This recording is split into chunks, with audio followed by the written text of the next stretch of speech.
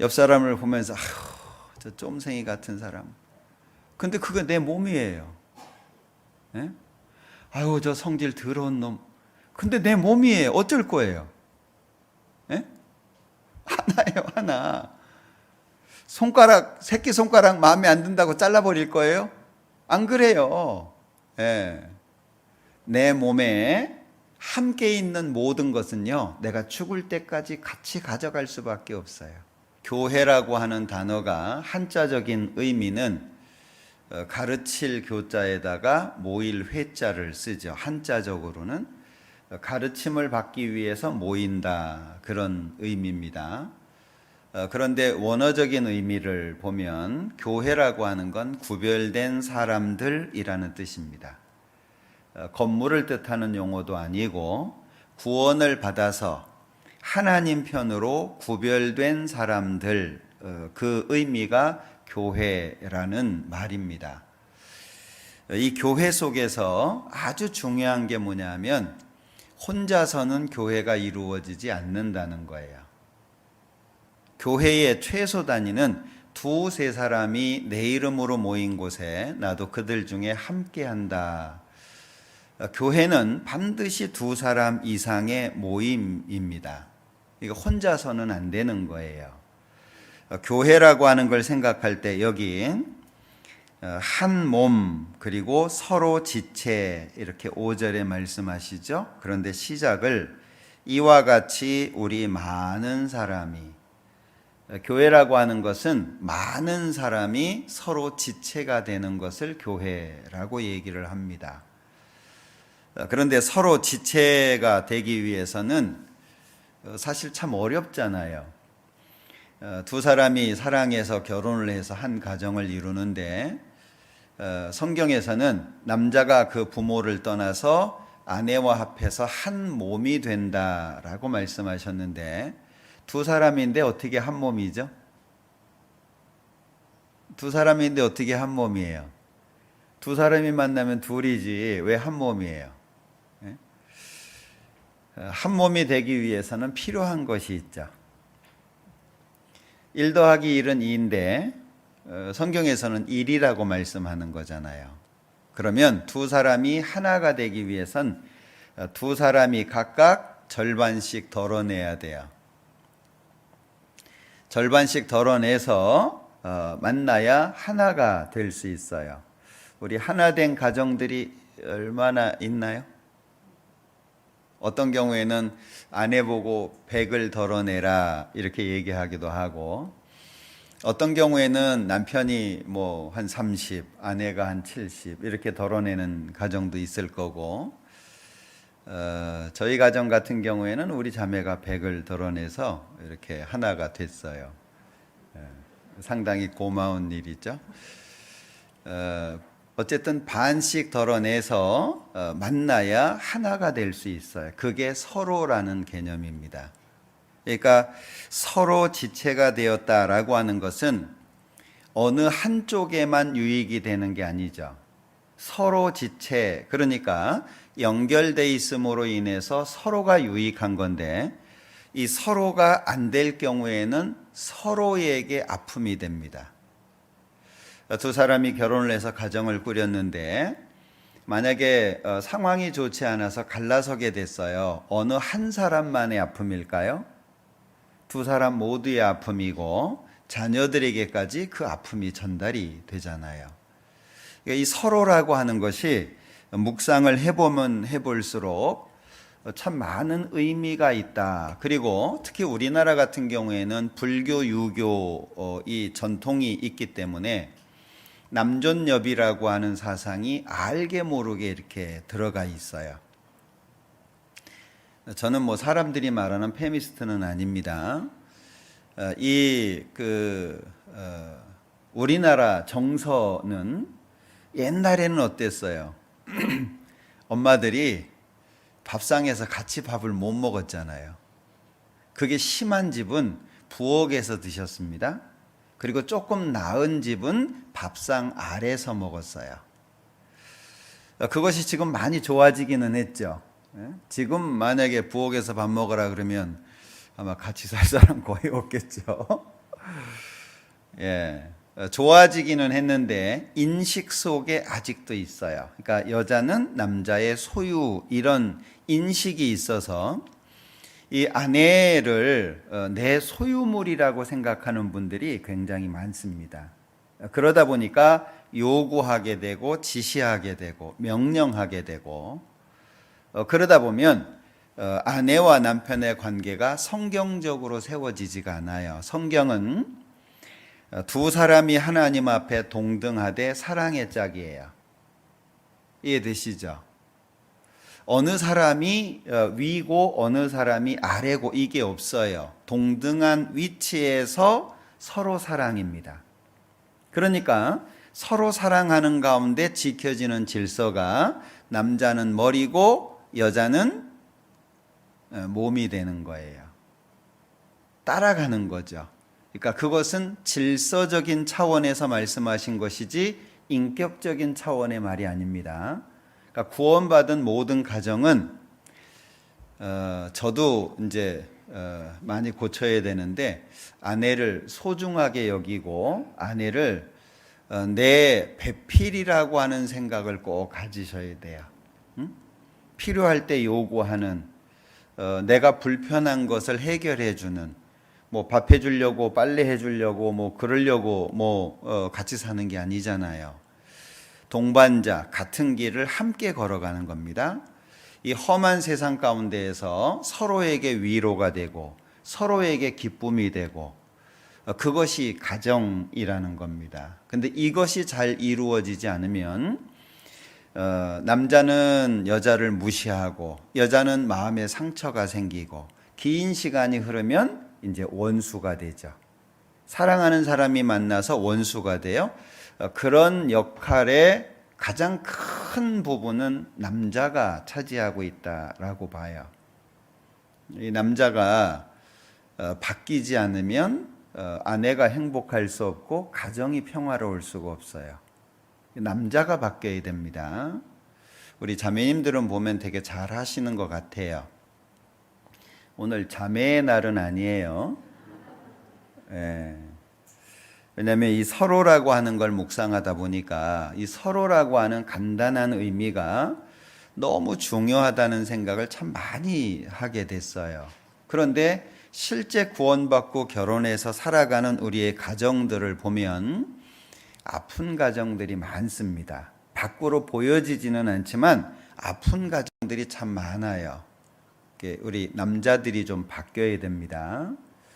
좀 더 적극적으로, 좀 더 아내를 위해서, 가정의 평화를 위해서 좀 더 애쓰는 모습으로 바뀌어져야 돼요. 아내를 소중하게 생각하는 사람이 아주 지혜로운 사람입니다. 왜냐하면 결혼을 할 때 남편과 아내가 생기잖아요. 아내에게 하시는 말씀은 복종하라라고 하는 말씀이죠. 이제 남편들은 그것만 생각해요. 복종하라, 복종하라고 했잖아. 그런데 남편에게 하신 말씀이 있죠. 자기 몸처럼 사랑하라예요. 근데 남편의 명령은 어떻게 잘 이행하고 계시나요? 자기 몸처럼 사랑하라고 남편들에게 얘기를 했는데 그건 새까맣게 까먹고 남편에게 복종해라 이것만 주장해서는 좋은 가정이 이루어지지 않습니다. 우리는 하나님께서 주신 말씀을 익숙하게 내 것으로 만들어야 그리스도인이 될 수 있고 그래야 그리스도인의 가정이 만들어질 수 있고 그 안에 하나님이 주시는 평화가 생길 수 있어요. 그러니까 결국에 하나님이 우리에게 말씀하시는 것은 우리의 유익을 위해서잖아요. 자, 오늘 이 로마서 12장 4절 5절 좀 생각해 볼 텐데 성경의 주인공은 예수님입니다. 하나님과 예수님. 그래서 요한복음 17장에 보면 영생은 곧 유일하신 참 하나님과 그의 보내신 자 예수 그리스도를 아는 것이다. 이 성경의 주인공이 예수님이다라고 말씀하고 있죠. 에베소서 1장을 찾아보겠습니다.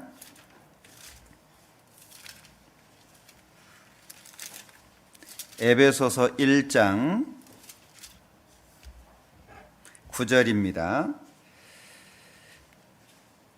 그 뜻의 비밀을 우리에게 알리셨으니 곧 그 기쁘심을 따라 그리스도 안에서 때가 찬 경륜을 위하여 예정하신 것이니 하늘에 있는 것이나 땅에 있는 것이 다 그리스도 안에서 통일되게 하려 하심이라. 그리스도 안에서 통일되게, 그러니까 모든 것이 그리스도 안에서 통일되게. 히브리서 1장 1절 2절에도 보면 2절에 이 모든 날 마지막에 아들로 우리에게 말씀하셨으니 이 아들을 만유의 후사로 세우시고 또 저로 말미암아 모든 세계를 지으셨다. 항상 어떤 일이 있는 데에는 예수님이 중심에 있어요. 우리의 신앙의 중심도 예수님이죠. 예수님이 이 땅에 오셔서 십자가에 나 대신 죽어주시고 나를 죽기까지 사랑하셨기 때문에 우리가 바뀐 거예요. 항상 예수님이 중심에 있죠. 그래서 마가복음 1장에도 보면 하나님의 아들 예수 그리스도 복음의 시작이다 이렇게 말씀하셨습니다. 그러니까 예수님이 항상 이 중심에 있어요. 로마서 1장도 찾아보죠. 로마서 1장 1절입니다. 예수 그리스도의 종 바울은 사도로 부르심을 받아 하나님의 복음을 위하여 택정함을 입었으니 이 복음은 하나님이 선지자들로 말미암아 그의 아들에 관하여 성경에 미리 약속하신 것이라. 자, 이 복음은 하나님이 선지자들로 말미암아 그 아들에 관하여, 그 아들이 예수님입니다. 그러니까 모든 성경은 예수님을 증거하는 거예요. 너희가 성경에서 영생을 얻는 줄 생각하고 성경을 상고하거니와 이 성경이 곧 내게 대하여 증거하는 것이로다. 항상 성경이 증거하는 것은 예수님입니다. 마찬가지로 우리의 신앙의 중심도 항상 예수님이 돼야 돼요. 사람이 되거나 환경이 되거나 어떤 조건이 돼서는 안 됩니다. 남자와 여자가 서로 결혼하는 데 있어서 돈이 조건이 된다면 문제겠죠. 얼굴이 잘생겨서 배경이 좋아서 그렇다면 그것은 진정한 의미에서의 사랑이라고 볼 수는 없어요. 항상 중심에 예수님이 계셔야 됩니다. 내가 주님을 위해서 이 시간 이 자리에 있는 것도 예수님 때문이고 내가 어려운 삶을 신앙생활로 이어가려고 하는 것은 예수님 때문입니다. 많은 핍박을 받죠. 그리스도 안에서 경건하게 살고자 하는 자들에게는 핍박이 있다고 말씀하셨는데 그 핍박을 견디는 이유도 예수님 때문이죠.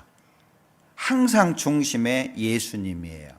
그러니까 로마서 12장 4절 우리가 한 몸에 많은 지체를 가졌으나 이걸 한마디로 얘기하면 교회 이렇게 말할 수 있겠죠.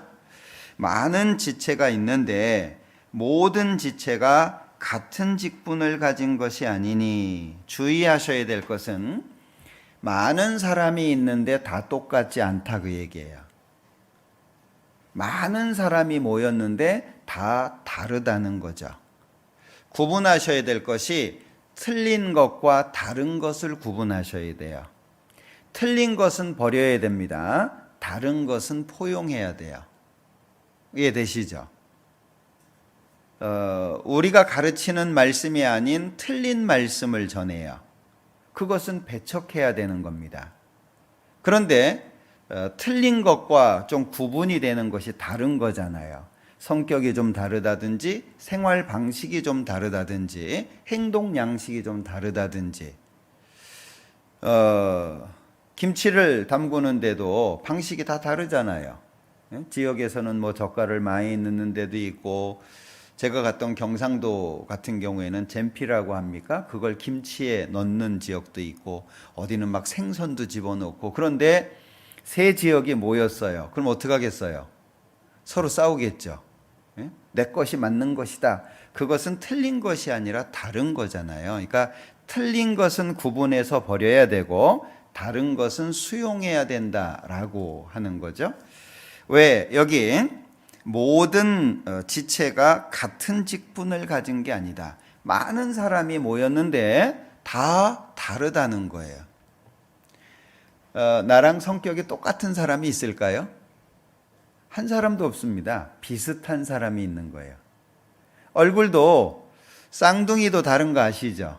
비슷해 보이니까 구분을 못하는 것이지 쌍둥이가 똑같은 게 아닙니다. 달라요. 예? 여기 모든 지체가 같은 직분을 받은 것이 아니니 그렇다면 5절에 이와 같이 우리 많은 사람이 그리스도 안에서 한 몸이 되어 서로 지체가 되었느니라. 그러면 서로 지체가 되기 위해서는 필요한 게 뭐죠? 그리스도 안에서예요. 그리스도 안에서라고 하는 것이 빠져버리면 서로 지체가 안 돼요. 서로 원수가 되겠죠. 이 세상에서 가장 가까운 사이, 촌수도 없는 부부입니다. 근데 때로는 원수가 되잖아요. 저 인간 때문에 내 인생 망쳤다고 증오하고 끝까지 용서하지 않고 이렇게 헤어지는 사람들도 있잖아요. 그러니까 그리스도 아니라고 하는 것이 없으면 서로 지체가 안 되도록 돼 있어요. 그러면 서로 지체가 되려면 어디에 관심을 가져야 될까요? 그리스도 아니라고 하는 것에 관심을 가져야 돼요. 우리가 신앙생활을 하면서 내가 누구냐라고 하는 정체성을 자주 확인하는 것이 굉장히 중요하거든요. 정체성. 제가 예전에 그 말씀 드렸죠. 아모가 고구마인데 아 발음을 못하는 사람이 있었다. 기억나시죠? 기억 못하시는 분들은 좋으신 거예요. 제가 몇 번 얘기했는데 아 발음을 못해요. 근데 아모가 고구마예요. 그래서 아모 물어봤는데 고구미 그랬어요. 아 발음을 못하니까요. 고구미 틀렸잖아요. 총으로 빵 쐈어요. 이 사람이 죽으면서 김진기 하고 죽었잖아요. 김진기. 야, 이건 쓸 때마다 새롭네요. 감장가 그리고 죽은 거예요. 우리가 신앙생활을 할 때 이 정체성이라고 하는 것이 옅어질수록 신앙생활이 잘 안 돼요. 너 누구냐? 예수님께서도 마태복음 16장에 제자들에게 물으시잖아요. 사람들이 나를 누구라고 하더냐? 첫 번째 질문이죠.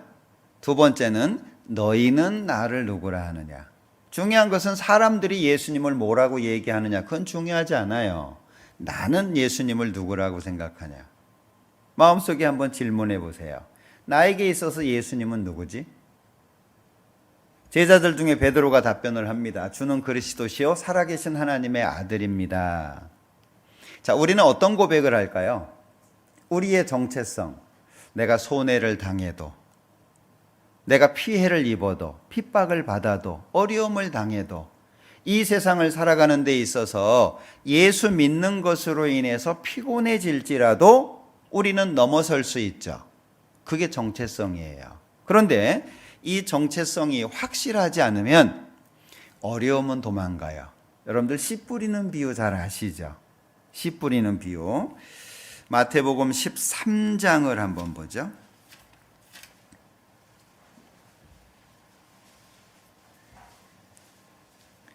마태복음 13장 3절부터 씨 뿌리는 비유를 말씀하셨고 그 다음에 19절, 18절부터 씨 뿌리는 비유의 해석을 해주셨어요. 18절 그런즉 씨 뿌리는 비유를 들으라. 아무나 천국 말씀을 듣고 깨닫지 못할 때는 악한 자가 와서 그 마음에 뿌리온 것을 빼앗나니. 그러면 씨 뿌리는 비유를 들으라 그래 놓고 아무나 천국 말씀을 듣고, 그러면 씨가 뭐죠? 천국 말씀. 이 말씀이 씨잖아요. 듣고 깨닫지 못할 때는 악한 자가 와서 그 마음에 뿌리온 것을 빼앗나니. 그러면 밭은 마음이 되는 거죠. 씨는 말씀이고 밭은 마음이 되는 거예요. 그러니까 사람 마음속에 하나님의 말씀이 떨어지는데 그것을 악한 자가 와서 뺏어가는 경우도 있다. 들었는데 아무것도 안 남는 거예요. 두 번째는 이제 길가에 뿌리운 자인데요. 19절 후반이죠. 첫 번째 길가에 뿌리운 거 19절 다시 봅니다. 아무나 천국 말씀을 듣고 깨닫지 못할 때는 악한 자가 와서 그 마음에 뿌리운 것을 빼앗나니 이는 곧 길가에 뿌리운 자요. 요 길가가 우리 시골에 이제 농사 짓는 데 가보면 밭이 있죠. 씨를 뿌리는 곳은 도톰하게 이렇게 북돋아져 있고 그 사이사이에 길이 있죠. 밭고랑. 그 길가를 말하는 겁니다. 씨를 뿌렸는데 이게 잘못해가지고 사람들이 걸어다니는 고랑에 떨어진 거예요. 그것을 뺏어간다. 길가에 뿌리온 자라고 첫 번째 말씀하신 거죠. 20절 두 번째 돌밭에 뿌리었다는 것은 말씀을 듣고 즉시 기쁨으로 받되 그 속에 뿌리가 없어 잠시 견디다가 말씀을 인하여 환난이나 핍박이 일어날 때에는 곧 넘어지는 자여. 두 번째는 뭐죠? 어려움이 생기면 이제 도망가 버리는 거예요. 어려움이 생기면 자기가 고백했던 걸 부정하는 거죠. 이것은 진정한 믿음의 내용이 아닙니다. 생명이 제대로 힘기워지지 않았기 때문에 생기는 현상이에요. 세 번째는 22절 가시떨기인데 가시떨기에 뿌리었다는 것은 말씀을 들으나 세상의 염려와 재리의 유혹에 말씀이 막혀 결실치 못하는 자요. 세 번째는 말씀이 막히는 거죠. 우리가 넘어가야 되는 것들이 많이 있는데 그 중에 하나가 재물에 관한 거예요. 신앙생활을 하는 데 있어서 걸리는 것들이 있어요. 어떤 분은 성격이 너무 예민해가지고 사람들을 잘 사귀지 못하는 분도 있고 아주 까칠한 분들이 있잖아요. 성격적으로. 악한 의도가 아니라 불편한 거예요. 사람들 만나는 게. 어떤 사람은 뭐 다른 건 괜찮은데 뭐 취미에 약한 사람도 있어요. 내가 다른 것은 다 놔도 내가 등산만큼은 못 놓겠다. 낚시만큼은 못 놓겠다. 뭐 이런 거 있잖아요. 자기가 좋아하는 거. 그 중에 하나가 뭐냐면 재물이에요. 재물. 말씀에서 우리 교회는 뭐 헌금 얘기를 1년에 몇 번 하지도 않지만 헌금 얘기가 나오면 걸리는 거예요. 돈 얘기만 나오면 그냥 마음이 도는 거예요. 예?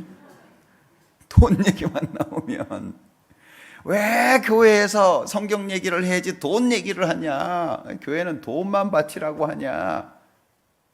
어떤 분들 얘기하는 것처럼 교회 가려면 돈이 필요하다 이렇게 믿고 있는 사람도 있잖아요. 그런데 마음에 뭔가 막히는 거예요. 말씀에 막히는데 두 가지죠. 세상의 염려예요. 하나는 앞으로 어떻게 살고 내가 지금 나이가 50인데 애가 이제 초등학교 1학년 들어갔는데 일은 몇 살까지 해야 될 텐데 앞으로 뭐 하고 먹고 살까? 뭐 이런 염려하는 것들 있죠. 세상의 염려, 재리의 유혹. 살다 보면 신앙을 포기하면 돈을 좀 만질 수 있을 경우도 있어요. 내가 믿는 걸 포기하면 내가 원하는 뭔가를 얻을 수 있는 거예요. 내가 믿음만 살짝 뒤로 제쳐놓으면 이 세상에서 얻어지는 것들이 꽤 여러 가지가 있는 거예요. 그런 것들로 말씀이 막힌다는 거죠. 자, 돈에 약한 사람이 재물에 대한 설교를 들을 때 하나님의 말씀으로 들을까요? 안 들리는 거예요. 돈 그럼 그다음부터 말씀이 안 들리는 거예요. 계속 귀를 울리는 것은 돈. 말씀이 안 들려요. 아마 경험 많이 하셨죠? 내 마음이 불편해요. 그 다음부터 말씀 들리든가요? 안 들리든가요? 안 들립니다. 그 다음부터는 자기 해석을 하는 거예요.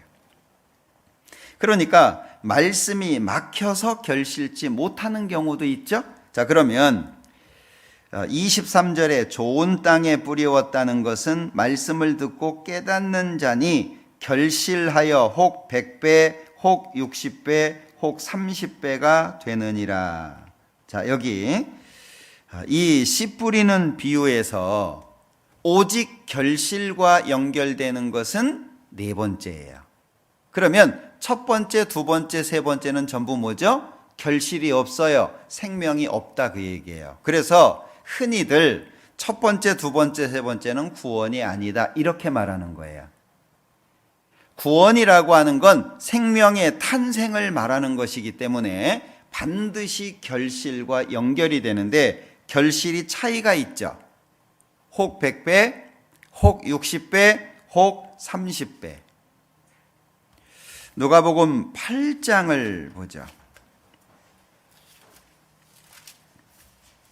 누가복음 8장, 이 좋은 땅을 이렇게 표현을 하고 있습니다. 누가복음 8장에서는 15절, 좋은 땅에 있다는 것은 착하고 좋은 마음으로 말씀을 듣고 지키어 인내로 결실하는 자니라. 자, 마음 자체가, 땅 자체가 좋은 땅이죠? 처음부터 좋은 땅은 없습니다. 땅을 갈아엎고 돌을 제거하고 가시덤불을 빼내고 그 흙덩이를 가늘게 부수잖아요. 그래야 좋은 땅이 되는 겁니다. 좋은 땅의 특징이 뭐냐? 착하고 좋은 마음이에요. 신앙생활 하다 보면 항상 착하고 좋은 마음이 든가요? 어떤 데는 나쁘고 악한 마음 될 때도 있죠. 예수 믿어봐야 소용없어. 내가 그동안 말씀대로 살아왔지만 하나님이 나한테 준 거 아무것도 없어. 어때요? 신앙생활 하면서 나빠질 때 있죠.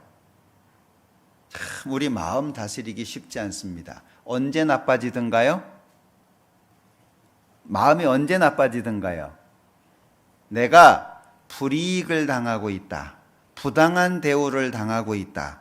또는 하나님이 나한테는 신경 안 쓰시는 것 같네. 마음이 상해요. 그러면 정체성 어디 갔어요?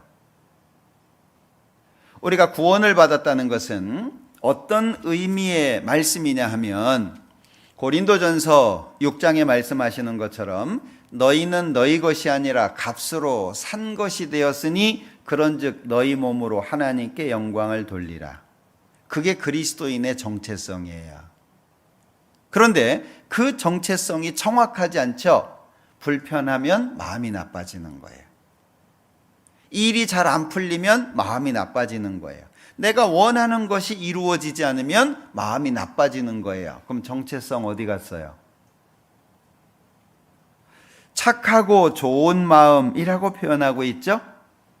착하고 좋은 마음의 상태에 말씀이 떨어집니다. 말씀을 듣고 그 다음에 뭐가 필요하죠? 지키어 인내로 결실. 그러면 말씀을 듣고 열린 마음이 필요하죠. 지키어 방해가 있다는 얘기죠.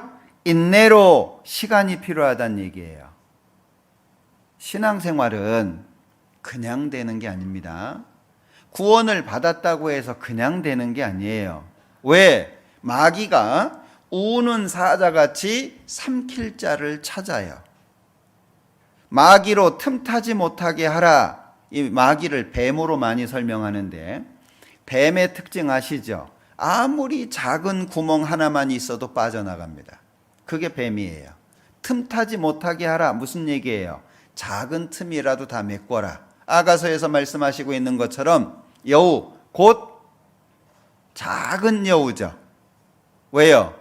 그 작은 여우가 포도원의 울타리를 그 작은 구멍을 통해서 들어와요. 주의하셔야 돼요. 작은 거. 그러니까 성경에서는 큰 것에 대한 말씀도 있지만 작은 것에 대한 말씀도 있어요. 적은 누룩이 온 덩이에 퍼진다. 성경에서 누룩은 죄를 가리킵니다. 작은 죄가 큰 죄가 된다 그 말씀이에요. 그러니까 우리는 마귀로 틈타지 못하게 해야 되는데 그러기 위해서는 말씀을 듣고 어떤 마음으로요? 착하고 좋은 마음. 그걸 만드는 게 우리 일이에요. 항상 하나님 앞에 착하고 좋은 마음을 만드는 것이 우리 일이에요. 그래야 말씀이 들어오고 그래야 지키는 것도 되고 인내도 되고 결국에 결실까지 되죠. 근데 그것이 안 되면 결실은 이제 물 건너 간 거예요. 원망과 불평이 많아지고 내가 그리스도인이라고 하는 정체성은 온데간데 없어지고 세상 사람처럼 하나님을 대하는 거야. 하나님이 나한테 해준 게 뭐가 있어요? 교회 가봐야 다 자기들 잘났다고 살지 내 사정을 알아주는 사람이 어디 있어요? 교회 가도 나는 혼자예요. 왜 그래요?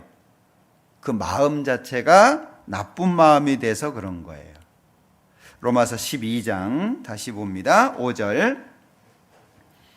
이와 같이 우리 많은 사람이 그리스도 안에서 한 몸이 되어 서로 지체가 되었느니라. 이 그리스도 안에서 이게 서로 지체가 되는 데 있어서 아주 중요한 부분입니다. 고린도전서 15장 22절에 보면 아담 안에서 모든 사람이 죽은 것 같이 그리스도 안에서 모든 사람이 삶을 얻으리라. 아담 안에서는 모든 사람이 죄인이 됐죠. 고린도전서 15장 22절 말씀입니다. 그런데 그리스도 안에서는 새 삶을 얻게 되잖아요. 아담 안에서는 다 지옥 갈 사람입니다. 그리스도 안에서는 천국 갈 사람이죠. 그러니까 그리스도 안에서 모든 사람이 삶을 얻는다 이 얘기는 예수님 안에서 모든 사람이 구원받고 천국 간다 그 얘기가 아니고 그리스도 안에 있는 모든 사람이에요. 이걸 잘 이해하셔야 됩니다. 누구든지 그리스도 안에 있으면 이전 것은 지나갔으니 보라 새 것이 되었다. 새로운 피조물이라고 얘기하죠. 그리스도 안에 있으면 새로운 피조물이 돼요. 새 사람이 돼요. 천국 갈 사람으로 바뀌어지게 되는 거죠. 그래서 갈라디아서 3장 26절에도 보면 너희가 다 믿음으로 말미암아 예수 안에서 하나님의 아들이 되었다. 믿음이라고 하는 수단을 통해서 그리스도 예수 안에서 하나님의 아들이 되었다. 그러면 새로운 생명의 출발을 어디서 하죠? 그리스도 안에서 하는 거예요. 이 그리스도 안에서 이게 굉장히 다양한 표현들을 갖고 있어요. 에베소서 3장 6절에서는 그리스도 안에서 함께 후사가 되었다. 후사, 상속자를 말합니다. 예수님 안에 있는 모든 것을 이어받게 됐다 그런 뜻이에요. 그러면 후사가 되는 것 또한 어디서 되는 거냐? 그리스도 안에서.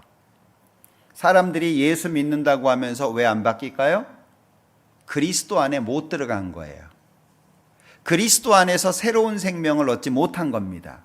그리스도 바깥에 있으니까 말은 예수님을 말하는데 삶은 자기 삶이 되는 거예요.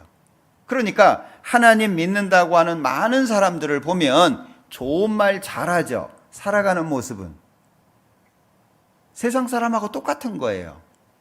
좋은 말은 누구나 할 수 있습니다. 그러나 좋은 행동은 아무나 할 수 있는 게 아니잖아요. 우리는 그리스도인이죠. 그래서 고린도후서 1장을 보죠. 고린도후서 1장 21절. 우리를 너희와 함께 그리스도 안에서 견고케 하시고 우리에게 기름을 부으신 이는 하나님이시니. 여기에 우리를 너희와 함께 그리스도 안에서 뭐 하시죠? 견고케 하셔요. 그러면 구원을 받은 사람이 신앙적으로 또는 신앙의 삶이 견고해지기 위해서 필요한 게 뭐죠? 그리스도 안이에요. 그 그리스도 안에 뭐가 있습니까? 서로 지체가 있잖아요. 이게 간단한 얘기 같은데 굉장히 중요한 말씀입니다. 신앙생활 속에서 혼자 있으면 하나님의 귀한 것을 얻기가 어려워요. 왜? 이건 하나님이 그렇게 정해 놓으신 거예요. 설계를 그렇게 해 놓으셨어요. 교회를 통해서 서로 지체가 됨으로 말미암아 하나님의 좋은 것들을 받도록 하나님이 아예 설계를 해 놓으셨기 때문에 아무리 내가 성경을 많이 읽고 기도를 많이 해도 혼자 있으면 하나님의 귀한 것이 안 주어지도록 돼 있어요. 그런가 하면 골로새서 1장 28절에 보면 우리가 그를 전파하고 예수님을 전파하고 각 사람을 권하고 예수님을 전하고 또 그리스도인으로 살기를 권해주고 그리고 모든 지혜로 각 사람을 가르치는 이유가 뭐냐? 그리스도 안에서 완전한 자로 세우기 위해서다. 자, 우리가 그를 전파한다. 예수님을 전파합니다. 그리고 권합니다. 그리고 각 사람을 모든 지혜로 가르칩니다. 구원받게 할 뿐 아니라 구원받은 사람으로 살도록 만들려고 하잖아요. 이유가 뭐냐? 각 사람을, 한 사람 한 사람을 그리스도 안에서 완전하게 세우려고. 그 완전하게 세워지는 게 어디죠? 그리스도 안이에요. 그리스도 바깥에서는 이게 안 되는 겁니다. 고린도후서 2장 14절에 보면 항상 우리를 그리스도 안에서 이기게 하신다. 그럼 승리가 어디에 있는 거죠? 그리스도 안에 있는 거예요. 이 그리스도 안이라고 하는 표현 속에 많은 내용들이 담겨 있어요. 간단하게 그냥 교회 안에 산다 이런 의미가 아닙니다. 빌립보서 4장을 보죠.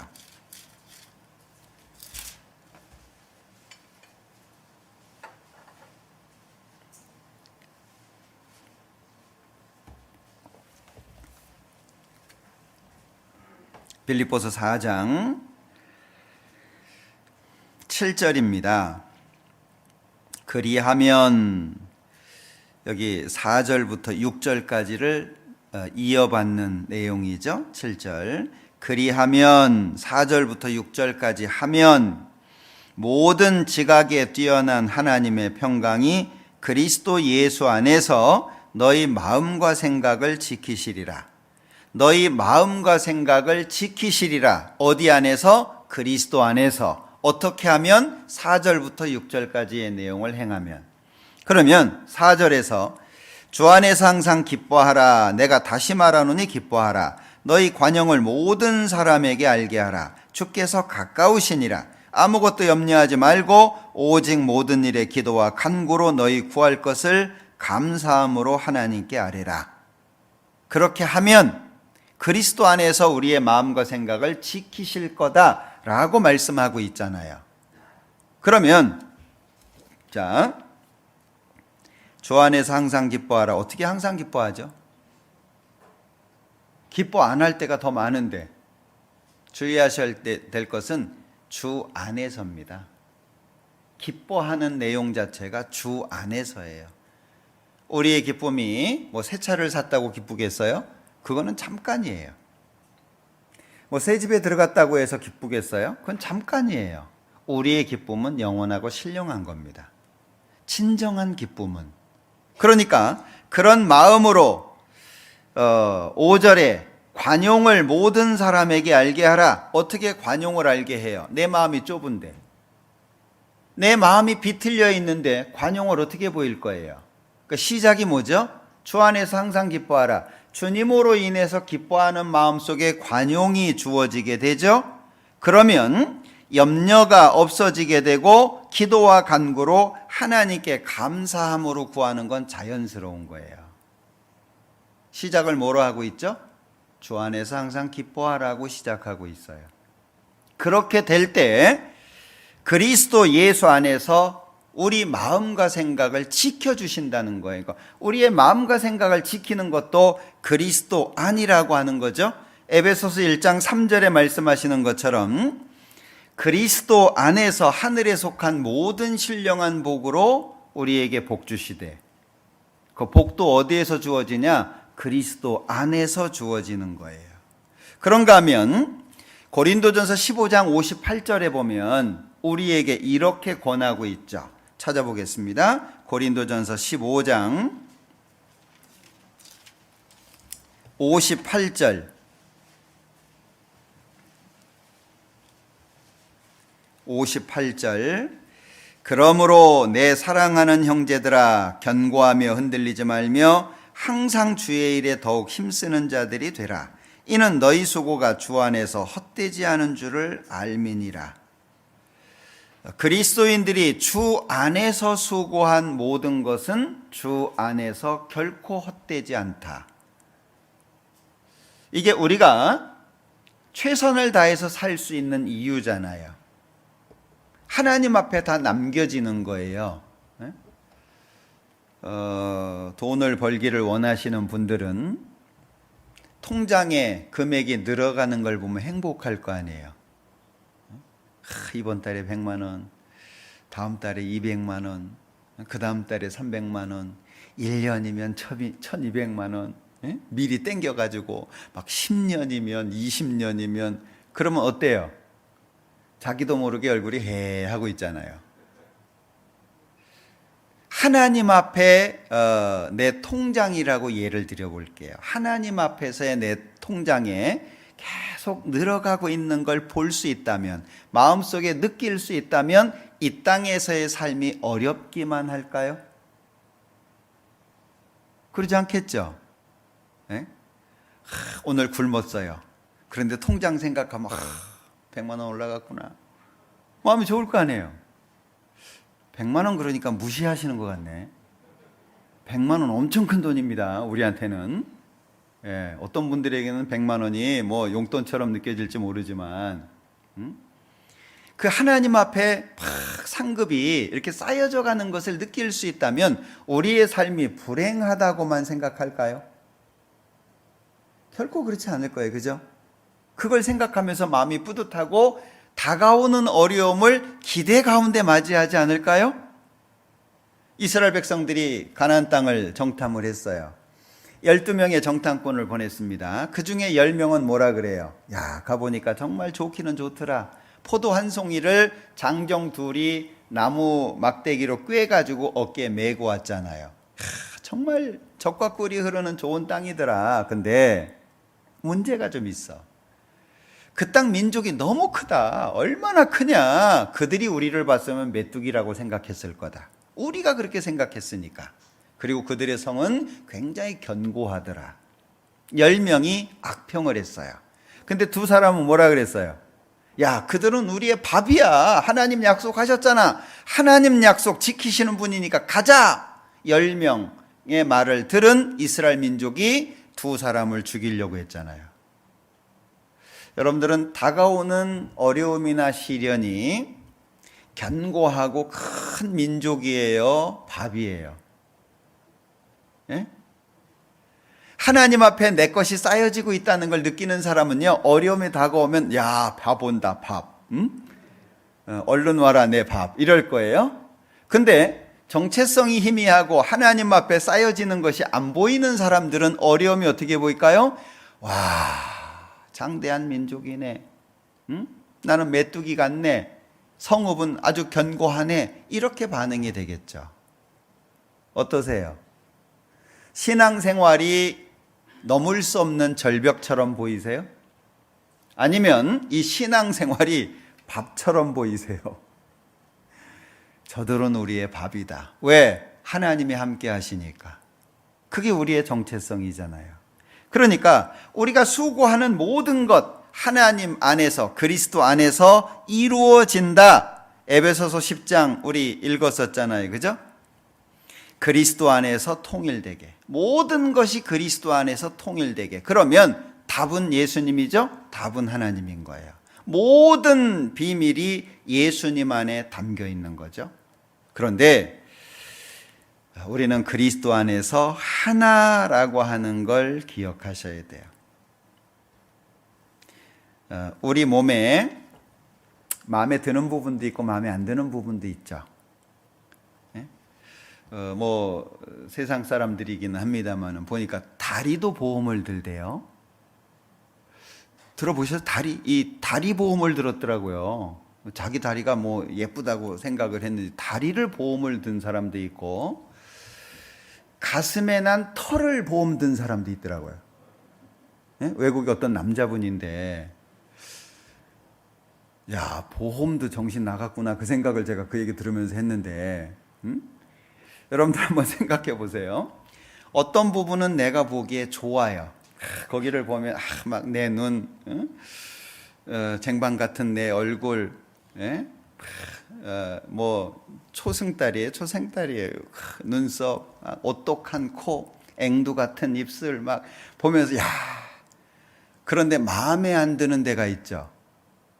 온 몸이 다 마음에 들지는 않잖아요. 그럼 마음에 안 드는 부분 어떻게 하세요? 마음에 안 드는 부분? 만약에 눈이 작다 그러면 아유 이 작은 눈탱이하고 막 치고 그래요? 손은 너무 예뻐. 아유 예쁜 손 그래놓고 아유 미운 눈 이래요? 그 내 몸에 있는 거는요 마음에 안 들어도 죽을 때까지 지고 가야 돼요. 그게 하나라는 의미잖아요. 그런데 그리스도 안에서 하나다 그 얘기예요. 갈라디아서 3장을 보죠.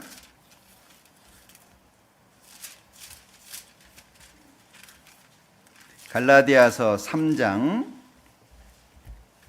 28절입니다. 너희는 유대인이나 헬라인이나 종이나 자유자나 남자나 여자 없이 다 그리스도 예수 안에서 뭐라고요? 하나이니라. 그리스도 예수 안에서 다 하나다라고 말씀하고 있잖아요. 우리 하나라는 생각을 합니까? 하나예요? 아직 하나 잘 안 되죠? 어떻게 나하고 친한 사람하고만 친해요? 안 친한 사람도 친해 보려고 해요? 우리 구역만 잘 친해요? 다른 구역은 신경 안 써요?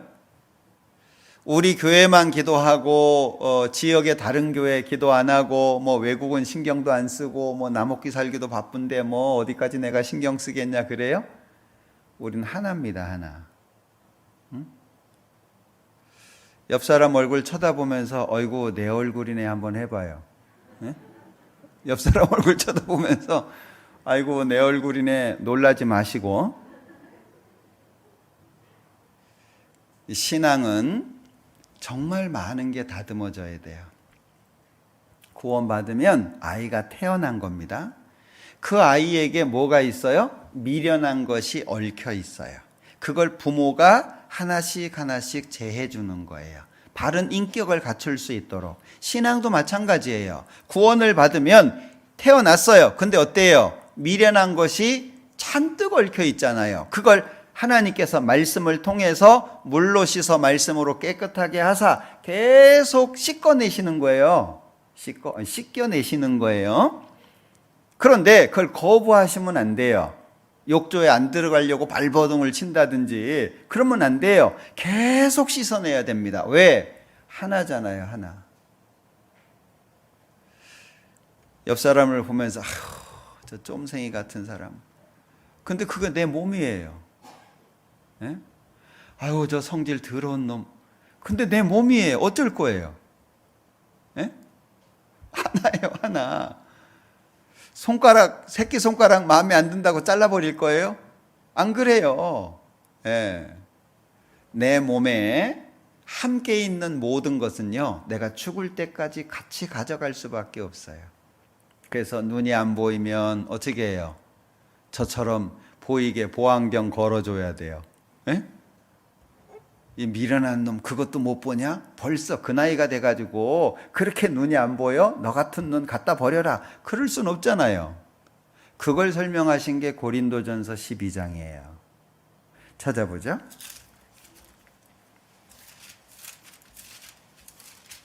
고린도전서 12장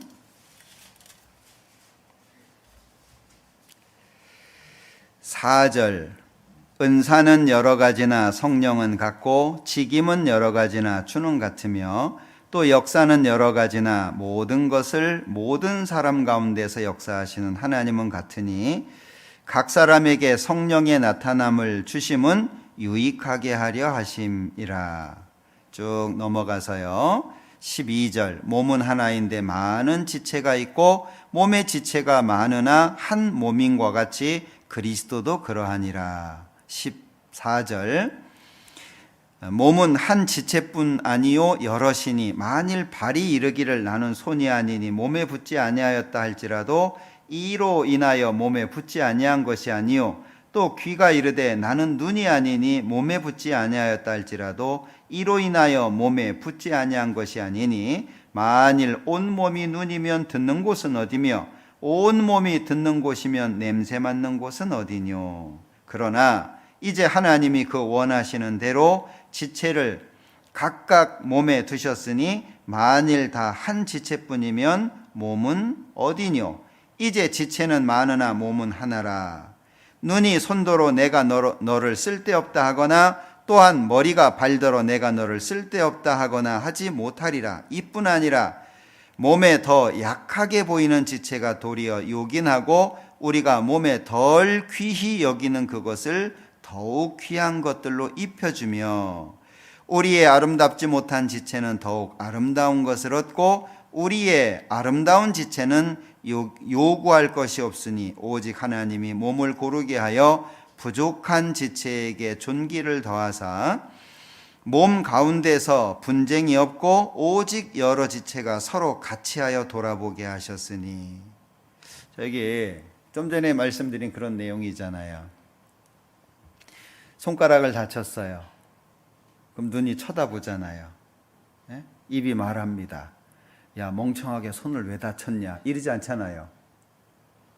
옆에 있는 손은 가가지고 막 앉아주고 입을 호 불어주고 눈은 안타깝게 쳐다보고 막 마음은 뛰고 온몸이 그 아픈 그거 하나에 매달려 있잖아요. 그게 하나라는 그게 하나. 예?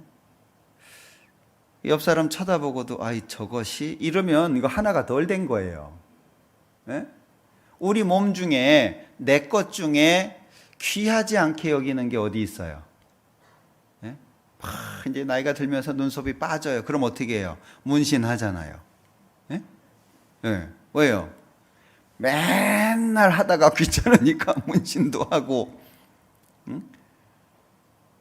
여러분들 이렇게 나이가 들면 여기 눈두덩이라고 합니까? 이렇게 지방이 늘어나가지고 이렇게 처져요. 그리고 막 눈썹이 막 찌르기도 하고 그래서 이렇게 쌍꺼풀 수술이나 이런 거 지방 제거 수술 하잖아요. 그거 왜 해요? 예? 불편하니까 하잖아요. 하나가 그런 의미라는 거예요. 예? 그런데 이제 쌍꺼풀 수술을 했어요. 처음에 보기 흉하죠. 무서워요. 공포 영화 보는 것 같아요. 얼마나 무서운지. 막 눈을 부릅뜨고 있는 것 같고. 그 거울을 쳐다보면서 어때요? 예? 팍 안타까워가지고 아유 언제나 부기가 빠질 거냐. 이거 빨리 빠져가지고 예쁘게 보여야 되는데 온 몸이 거기에 신경 쓰잖아요. 그죠? 예.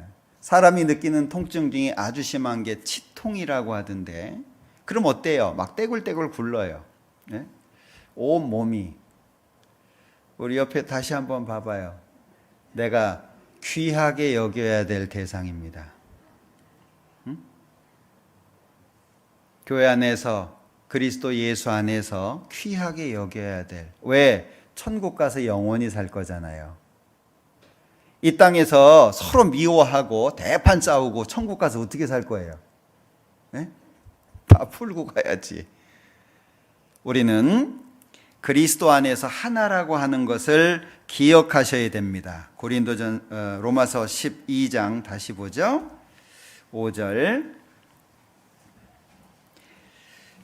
이와 같이 우리 많은 사람이 그리스도 안에서 한 몸이 되어 서로 지체가 되었느니라. 오늘 이 말씀 중에 그리스도 안에서 이 부분을 좀 살펴봤는데 서로 지체가 되었다. 이거 꼭 기억하셔야 돼요. 이게 잘 안 되면 우리 신앙생활하기 어렵습니다.